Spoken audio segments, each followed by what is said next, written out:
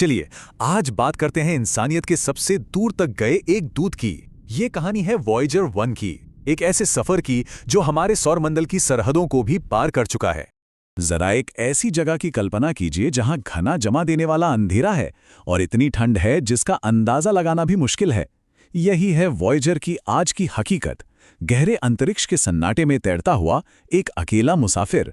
25 अरब kilometre, ये number इतना बड़ा है कि हमारा दिमाग इसे आसानी से समझ भी नहीं सकता।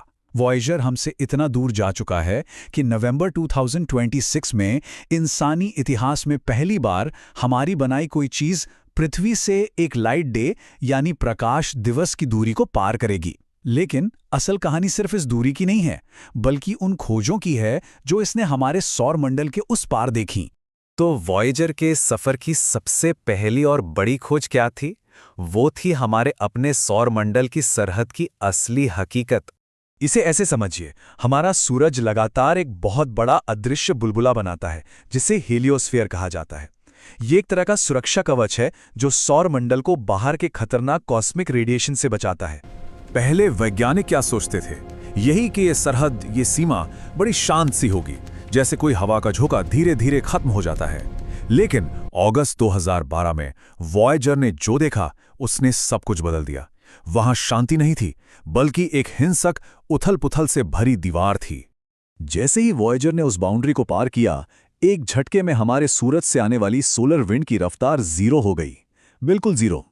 और बाहर से आने वाली खतरनाक कॉस्मिक किरणों का लेवल अचानक बहुत तेजी से बढ़ गया। और तो और वहां 10 करोड़ मील चौड़े विशाल चुंबकीय बुलबुले उबल रहे थे। मतलब हमारा सोलर सिस्टम शांति से नहीं घूम रहा, ये तो बाहरी ब्रह्मांड से एक लगातार हिंसक लड़ाई लड़ रहा है। अच्छा, तो इस तूफानी सरहद को पार करने के बाद वॉयेजर कहाँ पहुंचा? वो उस जगह पहुंचा जिसे हम हमेशा से खाली समझते थे, सितारों के बीच का गहरा सन्नाटा। इस जगह को कहते हैं इंटरस्टेलर स्पेस, मतलब सितारों के बीच का एक अंधेरा महासागर। और सब यही मानते थे कि ये जगह पूरी तरह खाली होगी, एकदम शांत। लेकिन वॉयेजर ने एक और हैरान करने वाली बात बताई। वो जगह खाली नहीं है। असल में वॉयेजर के इंस्ट्रूमेंट्स ने उस खालीपन की आवाज को रिकॉर्ड किया, एक लगातार धीमी गूंज जो इंटरस्टेलर प्लाज्मा के कंपन से पैदा हो रही है। सोचिए, ऐसा लगा जैसे पूरा का पूरा ब्रह्मांड एक अजीब सी फ्रीक्वेंसी पर वाइब्रेट कर रहा हो। और बात यहीं खत्म नहीं होती। सबसे अजीब बात तो यह है कि वॉयेजर जितना आगे जा रहा है ना, ये प्लाज्मा उतना ही घना, उतना ही थिक होता जा रहा है। अब सवाल यह है कि ऐसा क्यों हो रहा है? ये एक ऐसा रहस्य है जिसका जवाब आज भी वैज्ञानिक ढूंढ रहे हैं। इन सब खोजों के बीच एक और सच्चाई है, एक चुनौती, और वो है खुद वॉयेजर की धीमी पड़ती धड़कन। उसे जिंदा रखने की जो जंग चल रही है, अब जरा उसकी बात करते हैं। देखिए, इतनी दूर सूरज बस एक चमकीले तारे जैसा दिखता है, तो सोलर पैनल्स तो काम नहीं करेंगे। इसलिए वॉयेजर एक न्यूक्लियर बैटरी पर चलता है जो धीरे धीरे कमजोर हो रही है। हर साल इसकी पावर 4 वॉट कम हो जाती है।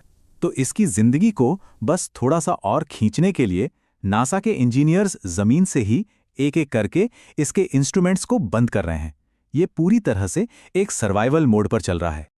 और जरा इस दूरी का अंदाजा लगाइए, पृथ्वी से एक सिग्नल को वॉयेजर तक पहुंचने में 23.5 घंटे लगते हैं, और फिर उसके जवाब को वापस आने में 23.5 घंटे, और मतलब एक सवाल जवाब में पूरे 47 घंटे लग जाते हैं।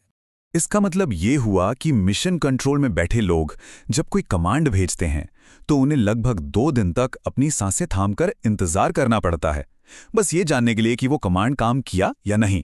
सोचिए कितना ज्यादा टेंशन वाला काम होगा ये। तो अब आते हैं वॉयेजर की कहानी के आखिरी चैप्टर पर, उसकी उस विरासत पर जो उसके हमेशा के लिए खामोश हो जाने के बाद भी जिंदा रहेगी। अब वो दिन ज्यादा दूर नहीं जब वॉयेजर 1 का आखिरी इंस्ट्रूमेंट भी बंद हो जाएगा। वो धरती पर अपना आखिरी सिग्नल भेजेगा और फिर हमेशा के लिए खामोशी। लेकिन उसका सफर वहां खत्म नहीं होगा।